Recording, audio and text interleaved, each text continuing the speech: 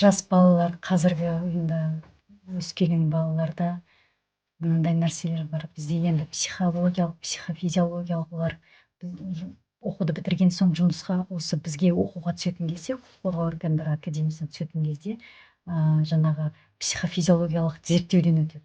Сол кезде оларда кейбіреулерінде бұрын ол аз болатын. Қазір осы соңғы екі жиынтықта айтып өтетін болсақ, көбісінде осындай реакция беру, яғни ол қандай реакция? Ол жаңа азартты ойындарға бір рет қана жаңағы салып көрдім, 100 теңге салып көрдім, 50 теңге салып көрдім. Көп емес деп ойлайды өздері, солай ойлайды. Бірақ оның барлығы ертең енді ол қалай енді азартты ойынды ойнаған бала қалай прокурор болады, қалай шешім қабылдай алады деген сұрау.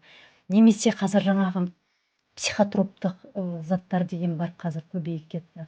Ондайды да осы оқушы кезінде немесе студент кезінде бір рет көріп, немесе бір рет сөйлеп, жаңағы өзінің жүрген ортасы сондай болды, немесе өзінің жүрген орталары жаңа психологиялық ұшырауға қандай да бір сондай күйзеліске ұшыраған топтар, немесе сондайлардың барлығы осы біздегі зерттеулердің арқасында біз оның барлығын анықтаймыз.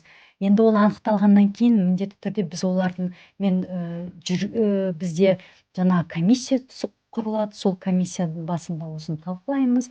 Енді былай қарап отырсаңыз, ол қазір көп кандидаттарда осы оқуға түсу алымында көптеген бір қиындық туғызып жатыр деп айтсақ та болады.